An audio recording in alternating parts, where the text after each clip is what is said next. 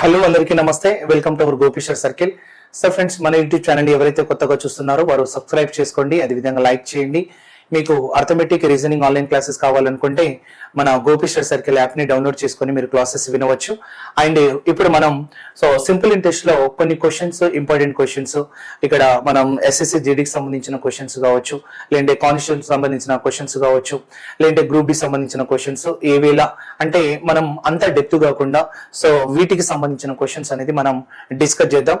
ఖచ్చితంగా మీకు ఇలాంటి క్వశ్చన్స్ అనేది ఉపయోగపడుతుంది. వాటికి షార్ట్ కట్ ఎలా ఉంది, ఏ విధంగా మనం సింపుల్ ఇంట్రెస్ట్ కాన్సెప్ట్ తీసుకుంటాం అనేది మీరు అబ్జర్వ్ చేయండి. ఓకేనా? ఏమి ఇచ్చిండారంటే, with a given rate of simple interest the ratio of principal and amount for a certain period of time is 4:5. After 3 years, చూడండి, after 3 years with the same rate of interest, the ratio of principal and amount becomes 5:7. The rate of interest is అనేది question. కొంత అసలు రూపాయలను బార్వడి ప్రకారం అప్పుగా ఇస్తే కొంతకాలం తర్వాత అసలు మరియు మొత్తంల మధ్య నిష్పత్తి మరొక 3 సంవత్సరాల తర్వాత అన్నట్టు చూడండి, మరొక 3 సంవత్సరాల తర్వాత అదే అసలు మరియు మొత్తంల మధ్య నిష్పత్తి 5:7 అవుతుంది. అయితే వడ్డీ రేటు ఎంత అనేది క్వశ్చన్. అంటే ఇక్కడ క్వశ్చన్ లో మనకి ఏమి ఇచ్చిండు అంటే, ఇక్కడ దీనికి 2 ways తీసుకుంటాం. మరి క్వశ్చన్ లో డాటా చూద్దాం. ప్రిన్సిపల్ వాల్యూ ఇచ్చిండా అంటే ఇది ఇవ్వలేదు, అలాగే రేట్ ఆఫ్ పర్సెంట్ అనేది ఇవ్వలేదు. టైం అనేది కూడా మనకి టైం అనేది టీ ఇయర్స్, టీ సంవత్సరాలు అంటున్నాడు. టీ సంవత్సరాలకి మనకి ఏమంటున్నాడంటే, టీ సంవత్సరాలకు అయ్యే టోటల్ ఎంత అంటున్నాడంటే, టోటల్ ఆ టీ సంవత్సరాలకు అయ్యే ప్రిన్సిపల్ కి టోటల్ కి మధ్య రేషియో మాత్రం ఇస్తున్నాడు. అదెంత అంటే 4:5. అలాగే after 3 years, another after 3 years అంటే టీ ప్లస్ 3 years కి అప్పుడు మనకి టోటల్ అంటే అమౌంట్, ప్రిన్సిపల్ అమౌంట్ కి అలాగే అమౌంట్ కి మధ్య రేషియో 5:7 అవుతుంది అని మాత్రమే ఇవ్వడం జరిగింది. అంటే ఇక్కడ మనం ఏం తీసుకోవచ్చు అంటే, చూడండి, ఇక్కడ ఆ ప్రిన్సిపల్ అనేది డైరెక్ట్ వాల్యూ ఇవ్వలేదు, అర్థమవుతుందా? ప్రిన్సిపల్ డైరెక్ట్ వాల్యూ ఇవ్వలేదు, అలాగే రేట్ ఆఫ్ పర్సెంటేజ్ వాడు ఇవ్వలేదు, ఈ రెండు లేదు. అలాగే టైం అనేది ఫస్ట్ స్టార్టింగ్ టైం అంటే సర్టెన్ టైం పీరియడ్ అనేది 2 or 3 years అని చెప్పలేదు, అంటే టైం పీరియడ్ చెప్పలేదు. కానీ ప్రిన్సిపల్ అంటే మొత్తం అసలు మొత్తంల మధ్య నిష్పత్తి 4:5. అలాగే 3 years ఎక్స్టెండ్ అయితే, ఇంకా 3 years పెరిగితే అప్పుడు అసలు మొత్తంల మధ్య నిష్పత్తి 5:7 అన్నాడు కదా. అందుకోసం నాకు రేట్ ఆఫ్ పర్సెంటేజ్ కావాలంటే నువ్వు ఒకటే ఇది ఆలోచించు. రేట్ ఆఫ్ పర్సెంటేజ్ కావాలంటే 1 year ఇంట్రెస్ట్ ఉండాలి, దానికి ప్రిన్సిపల్ ఉండాలి, ఇంటూ ఎంత అంటే 100 ఉండాలి. ఇది చూస్తే అంటే ఇప్పుడు చూడండి, రేట్ ఆఫ్ పర్సెంటేజ్ కావాలంటే 1 year ఇంట్రెస్ట్ ఉండాలి, ప్రిన్సిపల్ ఉంటే నీకు ఇంటూ 100 చేస్తే నీకు పర్సెంటేజ్ వస్తుంది. ఏది సంవత్సరం వడ్డీ రేట్ వస్తుంది. అంటే దీనికోసం మనం ఒక మెథడ్ వెళ్ళొచ్చు. ఎట్లా అంటే, ఇక్కడ చూడండి 4:5:7 అన్నాడు కదా. అందుకోసం నేను ప్రిన్సిపల్ అమౌంట్ మధ్య రేషియో తీసుకుంటున్నా 4:5.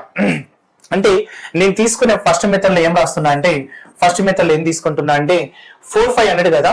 అంటే అసలు మరియు ఇక్కడ మొత్తం, మరి వడ్డీ ఎంత పెరిగినట్టు, ఇంట్రెస్ట్ ఎంత ఇంక్రీజ్ అయింది?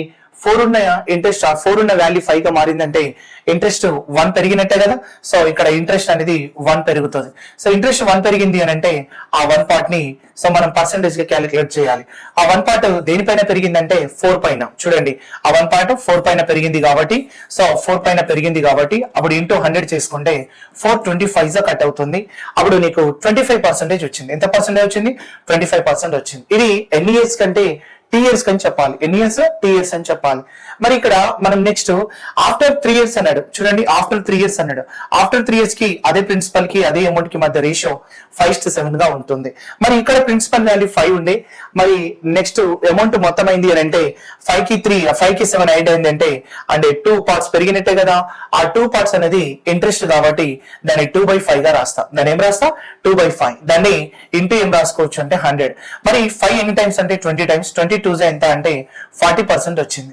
ఇక్కడ చూడండి, 40% అనేది మనకి ఎన్ని ఇయర్స్ ది అని అంటే టీకి ప్లస్ 3 years యాడ్ చేస్తే వచ్చింది. మరి 25% ఎక్కడిది అని అంటే టీ సంవత్సరాలకు వచ్చింది. అంటే certain time period T years ఉంటే 25% అవుతుంది, టీ ప్లస్ 3 అయితే 40% అవుతుంది. అంటే టీ నుండి టీ ప్లస్ 3 కి ఎన్ని ఇయర్స్ ఇంక్రీజ్ అయింది? 3 years.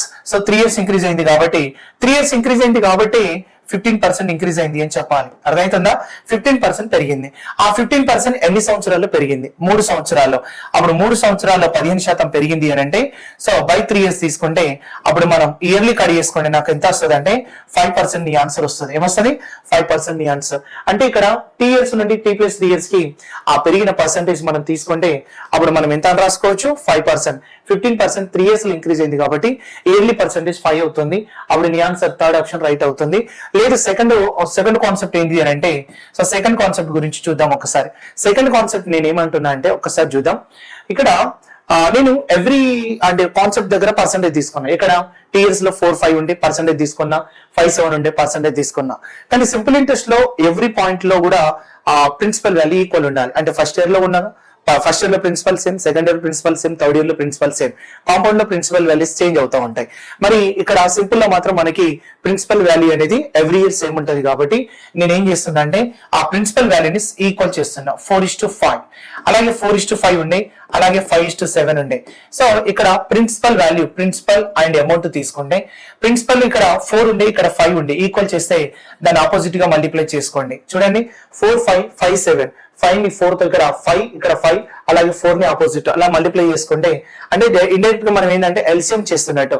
4 కి 5 కి ఎల్సిఎం ఎంత అంటే 4 5 20 కదా, అప్పుడు ఆపోజిట్ మల్టిప్లై అయిపోతుంది. 4 5 ఏం రాసుకోవచ్చు అంటే 20, అప్పుడు 5 5 25 అని చెప్పాలి. అలాగే 5 4 20 అని చెప్పాలి. 5 7 4 7 ఎంత అంటే 28, 4 7 28 అని చెప్పాలి. ఇది మనకి ప్రిన్సిపల్ అవుతుంది, ఇది మనకి అమౌంట్ అవుతుంది. సో 20:25 అలాగే 20:28 అయింది. మరి 25 ఉన్న అమౌంట్, సో 25 ఉన్న అమౌంట్ 28 గా మారింది అని అంటే ఎన్ని రూపాయలు పెరిగింది? సో ఆ అమౌంట్ చూడండి 25 నుండి 28 గా పెరిగిందంటే ఇక్కడ నుండి ఇక్కడ వరకు ఎన్ని రూపాయలు పెరిగినట్టు మనకు 3 రూపీస్. ఆ 3 రూపీస్ ఇంట్రెస్ట్ ఎన్ని సంవత్సరాలు పెరిగింది అంటే ఇక్కడ నుండి మనం ఇక్కడ వరకు 3 ఇయర్స్ కదా, ఆఫ్టర్ 3 ఇయర్స్ చేంజ్ అయింది. కాబట్టి ఈ 3 రూపాయలు మనం 3 సంవత్సరాల్లో పెరిగిందని చెప్పేసి అప్పుడు సంవత్సరానికి ఎంత అంటే 1 రూపీ పెరుగుతుంది అంటాం. మరి సంవత్సరానికి 1 రూపీ పెరిగితే నేనేమన్నా 1 ఇయర్ ఇంట్రెస్ట్ పై ప్రిన్సిపల్ ఉంటే నీ 100% చేస్తే రేట్ ఆఫ్ పర్సెంట్ వస్తుంది అన్న. అందుకోసం మనం ఇక్కడ రేట్ ఆఫ్ పర్సెంటేజ్ రావడం కోసం ఏం చేస్తామంటే 1 ఇయర్ ఇంట్రెస్ట్ ఎంత అంటే 1 రూపీ, 1 రూపీ బై అసలు ప్రిన్సిపల్ ఎంత అంటే 20 అని తీసుకోవాలి. అప్పుడు ఇంటూ ఎంత అంటే 100 అని చేస్తే సో 20 ఎంతలో పోతుంది అంటే 5 కాబట్టి సో 5% అనేది రేట్ ఆఫ్ పర్సెంట్ తీసుకోవచ్చు. ఈ పొజిషన్ లో ఏం చేశానంటే 4-5 అనేది ఇక్కడ పర్సెంటేజ్ తీసుకున్నా, ఇక్కడ 5-7 అనేది ఇక్కడ పర్సెంటేజ్ తీసుకున్నా. 25 నుండి 40 గా పెరగడానికి 15% అంటే 25 నుండి 40 గా 3 ఇయర్స్ లో ఇంక్రీజ్ అయింది కాబట్టి 15% ఇంక్రీజ్ అయింది 3 ఇయర్స్ లో కాబట్టి నేను 5% తీసుకున్నా. అలాగే ఇక్కడ ఏం తీసుకుంటా అంటే ఎవ్రీ ఇయర్ మనం ప్రిన్సిపల్ ఈక్వల్ అంటాం కాబట్టి 4 and 5 అనే వాల్యూ ఈక్వల్ ఉండాలంటే ఎల్సిఎం చేస్తాం.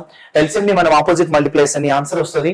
25 ఉన్న వాల్యూ 28 గా మారిందంటే 25 మొత్తం అనేది 28 గా మారిందంటే 3 రూపాయలు పెరిగింది. ఎందుకు పెరిగింది? 3 సంవత్సరాల తర్వాత అన్నాడు కాబట్టి 3 ఇయర్స్ తర్వాత పెరిగితే సంవత్సరానికి 1 ఇయర్. ఎక్కడైనా కూడా simple interest yearly same increase అవుతుంది కాబట్టి 1/20 తీసుకొని ఇంటూ 100 చేస్తే నీ ఆన్సర్ వస్తుంది. నేను ఇప్పుడు ఇదే క్వశ్చన్ ఏం చేస్తాను అంటే ఎక్స్ట్రా క్వశ్చన్ కింద ఒకటి ఇస్తాను మీకు. సో ఎక్స్ట్రా క్వశ్చన్ కింద ఒకసారి చూద్దాం. నేను ఏమంటున్నా అంటే ఇది ఇంపార్టెంట్ క్వశ్చన్ అంటున్నాం. ఇది ఏపీలో అడిగినటువంటి క్వశ్చన్, ప్రీవియస్ క్వశ్చన్. నేను ఏమంటున్నా అంటే ప్రిన్సిపల్ వాల్యూ తెలియదు, same question. Rate of percent also తెలియదు. అలాగే టైం అనేది T years అంటున్నాం. సో టైం అనేది T years. సో టైం అనేది T years. అప్పుడు ప్రిన్సిపల్ కు అమౌంట్ కి మధ్య రేషియో ఎంత అంటే సో 9 ఎంత రాసుకోవచ్చు అంటే 17 అని రాసుకోవచ్చు. అలాగే అక్కడ ఆఫ్టర్ 27.5 years, ఆఫ్టర్ 27.5 years, ఇంతకుముందు మనం 3 సంవత్సరాల తర్వాత మనం చూసేదా ఇది అన్నట్టు. ఆఫ్టర్ 7.5 years ప్రిన్సిపల్ కి అమౌంట్ కి మధ్య రేషియో మాత్రం 15:43 అని చెప్తున్నాడు. సో అప్పుడు నాకు అడుగుతున్నది ఏంటంటే వడ్డీ రేట్ ఎంత అనేది నీ క్వశ్చన్. సో ఇక్కడ చూడండి ప్రిన్సిపల్ రేట్ ఆఫ్ పర్సెంట్ ఇవ్వలేదు. టీఎస్ కి రేషియో 9:17 అవుతుంది. ఆఫ్టర్ 27.5 years కి ఆ రేషియో 15:43 గా మారుతుంది. అప్పుడు నేను సెకండ్ కాన్సెప్ట్ అప్లై చేస్తున్నా. చూడండి సెకండ్ కాన్సెప్ట్ నేను ఏమన్నా చెప్పండి. సో ప్రిన్సిపల్ వాల్యూని ఈక్వల్ చేయాలి అన్నా. ప్రిన్సిపల్ వాల్యూని ఈక్వల్ చేయాలి అని అంటే సో చూడండి 15 ఇక్కడ 15 ఇక్కడ అండ్ ఇస్ 9 ఇక్కడ 15 కి 9 కి ఎల్సిఎం ఎంత?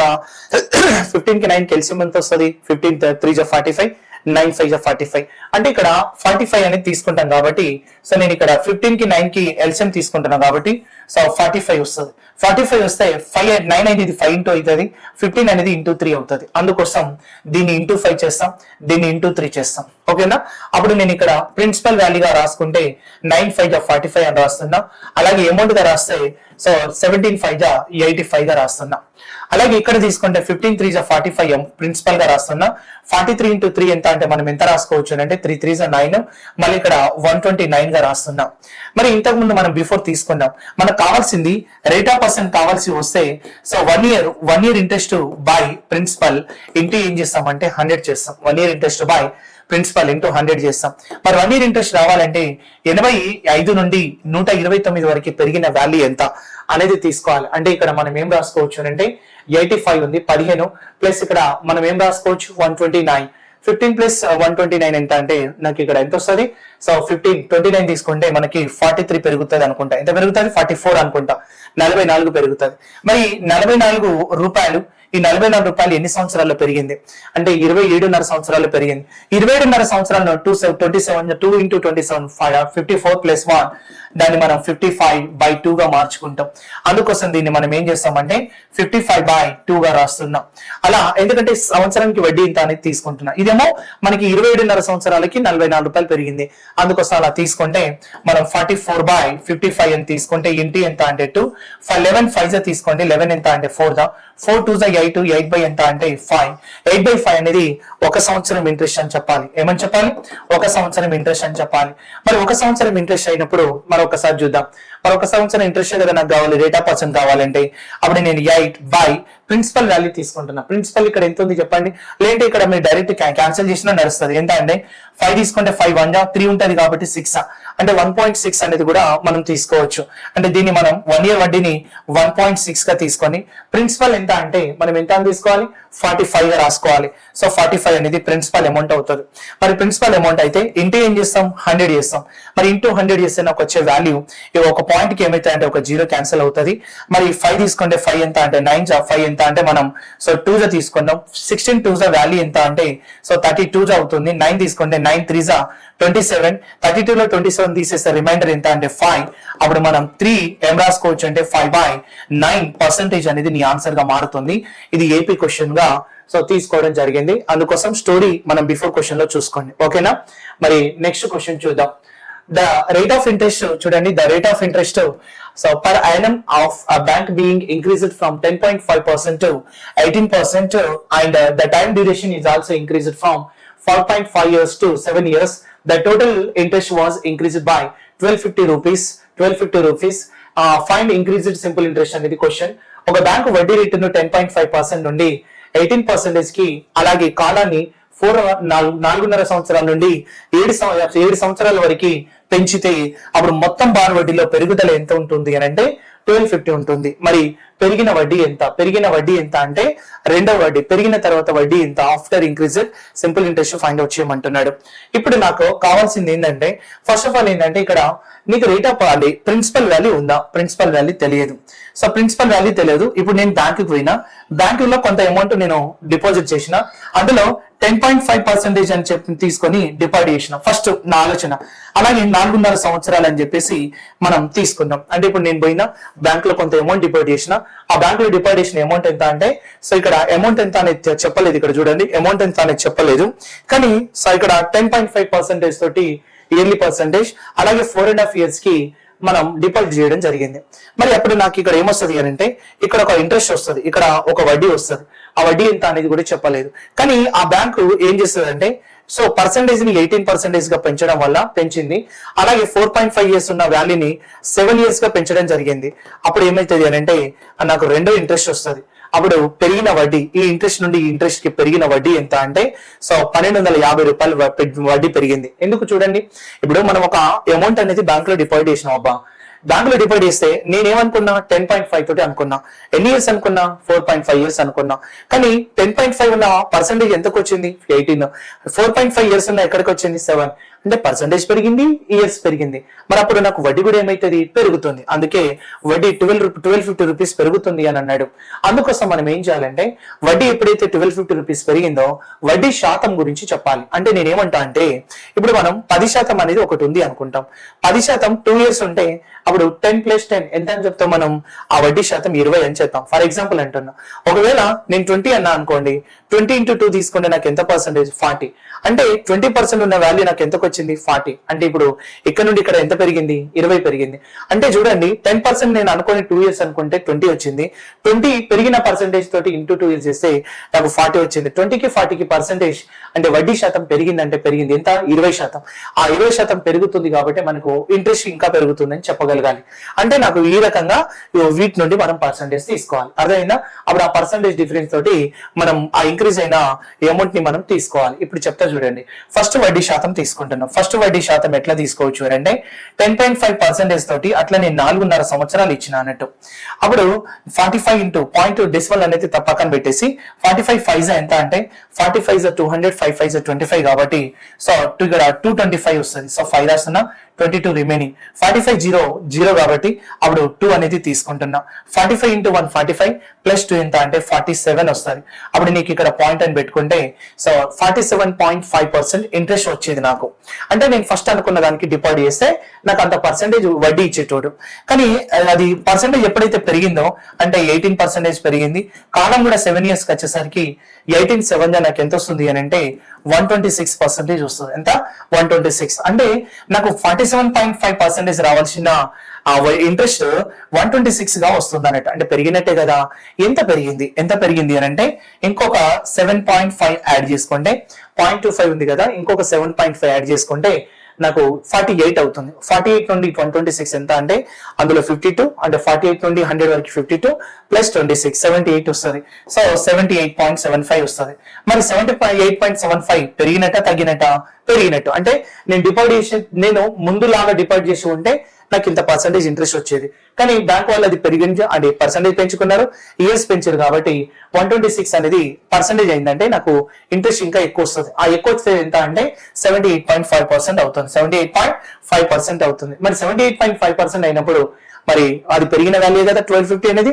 అందుకోసం సో 8.75 అని రాసుకుంటున్నా కదా, అలా తీసుకోవచ్చు. లేదనుకుంటే ఇది మీరు ఇట్లా కూడా రాసుకోవచ్చు. ఎట్లా అంటే 78 3/4 అని కూడా రాసుకోవచ్చు.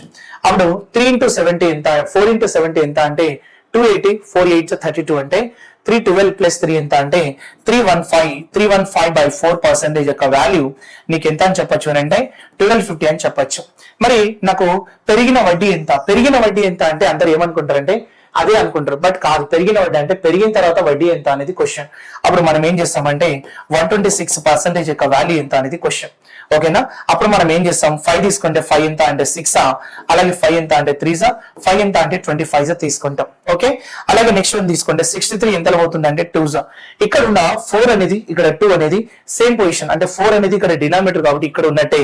అందుకోసం మనం 4 into 25 into 2 అనేది చేస్తాం. అలా 425 100 into 2 ఎంత అంటే సో 425 మనం ఇక్కడ ఎంత 250 తోని కట్ అవుతుంది కాబట్టి సో 250 4 into 250 1000 ప్లస్ 2 ఎంత into 2 ఎంత అంటే సో 2000 అనేది నీ ఆన్సర్ వస్తుంది. ఎంత వస్తుంది? సో 2000. అలా 2000 థర్డ్ ఆప్షన్ రైట్ అవుతుంది. అంటే ఈ రకంగా మనం పర్సెంటేజ్ తోటి పర్సెంటేజ్ డిఫరెన్స్ తోటి షార్ట్ కట్ వెళ్ళొచ్చు అన్నట్టు. ఓకేనా? మన నెక్స్ట్ క్వశ్చన్ చూద్దాం. ఇక్కడ ఏమిచ్చిందంటే a banker lends 4,000 rupees at simple interest to customer. The rate of interest for the first year is at X%. For the second year is X plus 3%. For the third year is X plus 6%, and so on. At the end of the sixth year, customer pays 7,480 rupees to banker and clear his debit. Find the value of X అంటున్నాడు. So చూడండి, ఒక వ్యక్తి 4,000 రూపాయలను X% వడ్డీ రేటుతో అప్పుగా ఇచ్చాడు. మొదటి సంవత్సరం X% వడ్డీ రేటుతో, అలాగే రెండో సంవత్సరం ఏమంటున్నాడంటే X plus 3% వడ్డీ రేటుతో, మూడో సంవత్సరం అలాగే X plus 6% వడ్డీ రేటుతో అప్పుగా ఇస్తాయి. మరి అలాగే 6 సంవత్సరాల చివరన ఆ వ్యక్తికి 7,480 రూపాయలుగా చెల్లించి అప్పు తీర్చాడు. అయితే ఎక్స్ విలువ ఎంత అనేది నీ క్వశ్చన్. ఇది మనం ఏం చేయాలి అని అంటే, ఇప్పుడు మనం చూడండి, ఇంతకు ముందు 10% ఉంటే 10 into 2 20% గా చెప్పినాం. ఇక్కడ ఎన్ని ఇయర్స్ ఉంది? 6 years ఉంది. 6 years ఒక్కొక్క పర్సెంటేజ్ ఉంది. ఫర్ ఎగ్జాంపుల్ నేను ఇక్కడ 10% అన్ననే అనుకో, సరే సెకండ్ ఇయర్ 15 అన్ననే అనుకో, థర్డ్ ఇయర్ 20 అన్ననే అనుకో. అప్పుడు 10% అనేది ఫస్ట్ ఇయర్, 15% అనేది సెకండ్ ఇయర్, 20% అనేది థర్డ్ ఇయర్. మరి 3 సంవత్సరాల బార్ వడ్డీ ఎంత అంటే ఇవన్నీ నేను యాడ్ చేస్తే సో 25 plus 20 ఎంత అంటే నాకు 45% అని చెప్పాలి. అర్థమవుతుందా? మరి 45% అనేది 3 years కదా, అంటే అలా మనం డిఫరెంట్ ఇయర్స్ ఉన్నప్పుడు ఇట్లా యాడ్ చేసి తీసుకుంటాం బార్ వడ్డీలో. అప్పుడు సింపుల్ ఇంట్రెస్ట్ టోటల్ పర్సెంటేజ్ అంటే ఫస్ట్ ఇయర్ ఎంత రాసుకున్నాడు అంటే X%, థర్డ్ ఇక్కడ సెకండ్ ఇయర్ ఎంత అంటే X+3%, థర్డ్ ఇయర్ ఎంత అంటే X+6%, అలాగే ఫోర్త్ ఇయర్ ఎంత అంటే మీకు ఇప్పటికే అర్థమైపోవాలి. ఇక్కడ X నుండి X+3 కి X+3 నుండి X+6 గా మారింది అంటే అప్పుడు 3 ఇంక్రీజ్ అవుతుందని అర్థం. సో X+9 నెక్స్ట్ టైం వస్తుంది మనకి X+12 వస్తుంది, నెక్స్ట్ టైం వస్తుంది X+ ఎంత వస్తుంది అని అంటే 15 వస్తుంది. అలా మనకి మొత్తం ఎన్ని సంవత్సరాలు 6 years. మరి ఈ 6 years ఇంట్రెస్ట్ అనేది దేనికో దానికి ఈక్వల్ అవ్వాలి కదా, అది ఎలా ఈక్వల్ అవుతా అంటే ఇప్పుడు నేను తీసుకుంటా చూడండి. ప్రిన్సిపల్ కి అమౌంట్ కి మధ్య పర్సంటేజ్ మనం ఏమంటాం, ప్రిన్సిపల్ వాల్యూ అమౌంట్ గా మారండి ఇటు ఇంట్రెస్ట్ యాడ్ అయితేనే కదా మారుతుంది. అందుకోసం ప్రిన్సిపల్ వాల్యూ ఎంత అంటే 4000 అని తీసుకుంటాం. అలాగే నెక్స్ట్ వన్ తీసుకుంటే 7480 అనేది తీసుకుంటాం. ఇవి రెండు మీరు కనుక క్యాన్సిల్ చేసినట్టయితే ఇగో 4 తీసుకుంటే 400 అలాగే 4 తీసుకుంటే 4 1 అలాగే 434 కాబట్టి 4 ఇక్కడ 8 4 7 28. అంటే ఇప్పుడు 100 ఉన్న ప్రిన్సిపల్ 187 అమౌంట్ గా మారిందంటే ఎంత పర్సెంట్ పెరిగినట్టు అని అంటే 87. ఎందుకంటే 87 పెరిగిందంటే 100 పైన పెరిగింది కాబట్టి దాన్ని 87% చెప్పుకోవచ్చు. ఆ 87% అనేది ఇప్పుడు చూద్దాం. 4000 అమౌంట్ 7480 అయిందంటే ఇక్కడున్న అమౌంట్ ఇది అయిందంటే అది 6 సంవత్సరాలు పెరిగినట్టే కదా. అప్పుడు 6 సంవత్సరాల పర్సెంటేజ్ నేను 87% గా తీసుకున్నా. మరి 6 సంవత్సరాలు అంటే X+3, X+6, X+9, X+12, X+15 అలా 87% కి నేను ఈక్వల్ చేయాలి. అర్థమవుతుందా? అలా 87 కి ఈక్వల్ చేస్తా కాబట్టి X అనేది 6X ఉంటాయి, ఎందుకంటే మొత్తం ఎన్ని ఇయర్స్ 6 years కాబట్టి. అలాగే సో 3 + 6 9, 9 + 9 18, 18 + 12 30, అలాగే +15 ఎంత అంటే 45 వస్తుంది. ఈక్వల్ ఎంత అంటే 87.